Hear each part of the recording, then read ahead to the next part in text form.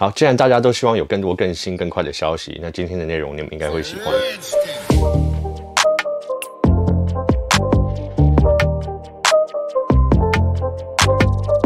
好，开始前记得帮忙按个赞、分享影片，然后还没订阅的可以帮忙订阅一下，然后按下小铃铛咯。好，我们今天会讲到的有就是 iPhone 12R， 那就是明年的 iPhone SE 第3代，还有更多11寸的 iPad Air 的消息。然后还会讲讲苹果最近的专利，然后看看这些对将来的延伸产品会是什么。好，我们先讲讲苹果最近的专利，因为这个有蛮多人敲碗一直想要讨论的。那第一个看到就是有2个类似 iPad 的商品连在一起，然后中间有一个连接的装置。那其实看起来连接之后就会像一台笔电啦。其实上次有大致上讲到，那我们觉得现在这个可以跟新的专利一起讨论。那这个新流出来的专利就是苹果有申请一个环绕式萤幕的手机的专利。这个大家可以回想一下，就是最近取消量产的米 Alpha 也是整体前后都是萤幕。那小米的说法是因为量产太困难，基本上目前技术也不太成熟啦。可是反过来讲，在整体的使用界面上，这样的设计到底解决了什么问题？那我并不是说这样的设计不能提升使用的体验，那我是说以目前展示出来的方式啊，让这样的设计感觉有点多此一举。那我觉得就像现在的折叠式手机一样，都还是处于在一个概念的阶段，因为厂商觉得说，我做得出来，然后我要当先锋，但是在整个软硬体上面没有真的去思考一下，说这样解决的问题多呢，还是制造出来的麻烦更多？因为这些厂商都是以一个比较硬体制造商的角度来设计这一类的产品，那当然多少也有制造话题啊，还有抢版面的这些效果啦。那我们可以把这3个设计的概念结合在一起，就是折叠式手机啊、环绕式萤幕啊，还有2个萤幕连在一起的概念。以苹果现在连接 iOS、iPadOS 还有 macOS 的计划来说，我觉得上面3个概念其实都能得到更好的应用。目前我们所知道的是，计划在2023年的 One More Thing， 苹果会发表这样概念性的产品。那正式上市可能是到2024年。试想一下一个2折或是3折的装置，那折起来可以跑 iOS。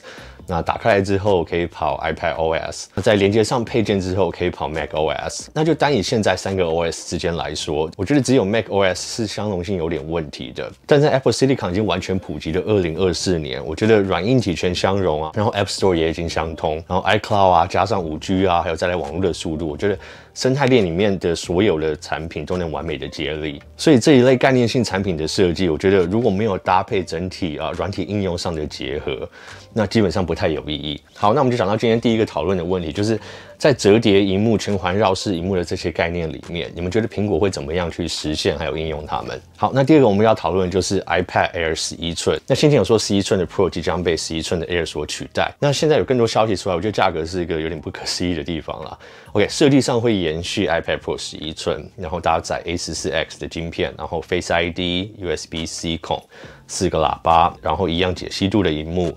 单颗镜头，所以就不会有 LiDAR， 然后据说可能会是超广角，然后容量128、256、512，然后价格是$649起跳，哇，这个蛮吸引人的。所以整个 iPad 系列排开，你看 iPad mini、iPad Air、iPad Pro。那这整个跟 Mac 有一点相呼应啊，那应该说跟 iPhone 的系列有更多的相似之处啦，然后一样会支援对应 Magic Keyboard， 然后 Apple Pencil 2， 然后或者是 Apple Pencil 3，如果到时候有出来的话。那我个人的感想是，以这个价格，然后硬体规格上目前的区隔就是萤幕尺寸，然后镜头数量。没有 LiDAR， 我个人感觉应该需要有更多的区隔啊。那我一开始在思考的是说，是否在晶片上会有不同。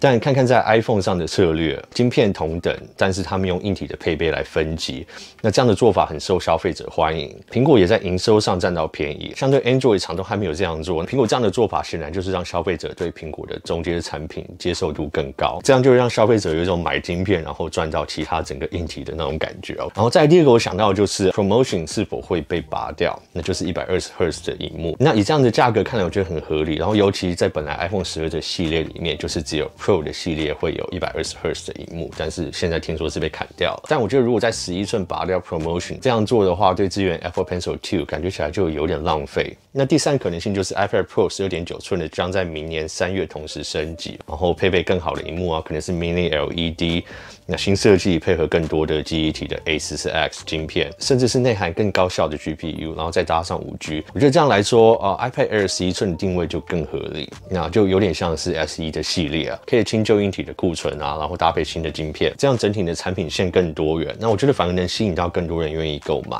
因为下放部分 iPad Pro 的硬体配备，然后配更低的价格啊，然后搭配 Apple Pencil 加上广大 App 的资源，我觉得对一般的学生或者设计工作者来说都是超有吸引力的。然后再加上目前传出明年的 WWDC， 我们可能可以看到 Final Cut 的 iPad Pro 版本。我觉得反观 Android 的平板，整体上真的是落后太多了。那所以我想问你们，这个就是今天第2个讨论的问题。那就希望看到你们对我以上分析的看法，或者可能有各位神人有更深度一点、更好的分析。那我希望大家都可以提出来一起讨论。好，那我们现在就来讨论到就是先前传出的 iPhone 12R。那现在看起来，我觉得会更像就是 iPhone SE 3代。我不觉得它的命名会朝 iPhone 12R 的方向走。OK， 现在有更多的细节在 Twitter 爆料出来，那比我先前得到的还更丰富一点，而且这个爆料者过去的准度都还算不错。那我们就来看看，他说目前有3款测试中的 iPhone SE 3代的型号。OK， 第一款就是 5.5 寸，然后 A14 晶片，双镜头，广角和长焦，然后 Home 键会加上 Touch ID 指纹扫描。然后这一款就会延续先前 iPhone 8 Plus 的设计啦，那其实就是大家先前很期待看到的 iPhone SE Plus 的型号。对很多希望有保留指纹解锁的人，这应该是一个很完美的选择。OK， 那第2个就是 6.1 寸的萤幕，配上 A14 的晶片，双镜头，然后变成广角还有超广角，然后指纹下的萤幕解锁。这款基本上设计会很接近目前的11系列，但我比较存疑的是拿掉 Face ID， 然后加上萤幕下指纹解锁。那我觉得省钱的做法可能就是保留一样刘海的大小，可是只有前置镜头。但以这样的规格看来，我觉得整体太接近可能会保留的11，区隔性也不像今年的 SE 对上前年的 10R 那么大。那感觉是有点诡异的一个定位了。那第3个就是 6.1 寸的萤幕，配上 A14 的晶片，双镜头，然后侧面指纹解锁钮。所以这边第2、第3个选项都是没有 Face ID 的设计哈。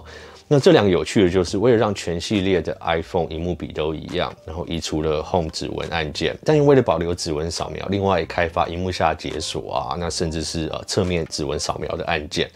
那我觉得感觉跟今年 SE2 的产品定位会相差更大。那我自己怎么想呢？我觉得可能性最大的应该是1。可是并不是说我并不希望看到就是有指纹解锁、萤幕下指纹解锁的 SE 3，或者是其他更多新的功能在里面。因为说真的，看看现在 Pixel 4a 的相机表现，其实很多地方都有在比较。那目前看起来，当然 Pixel 照相的效果就是一直公认是大家最喜欢的。那可是苹果虽然都是一直走自己的路啦，可是看看今年 SE2 的销售量，我觉得如果在硬体的整体上面，就是再稍微多一点点，再给多一点点，然后再进步一点点，那我觉得他们可以更轻松的抢下更多的市场，然后绑更多的用户在你的 Apple Music 啊、iCloud 啊、Apple TV Plus 等。好，那今天第3个问题哈，我们就直接来回顾所有问题好了。好，那第1个问题就是在折叠萤幕啊、全景环绕式萤幕的这些概念里面，你们觉得苹果应该会用什么方式去实现它们？好，第2个问题就是 iPad Air 11寸取代 iPad Pro 11寸，你们觉得 iPad 整体产品线应该怎么区隔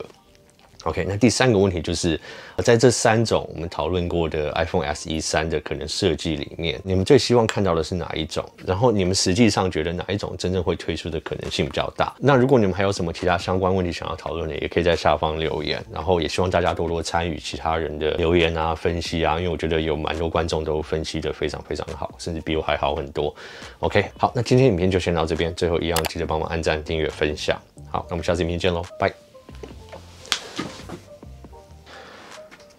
还没关机哦。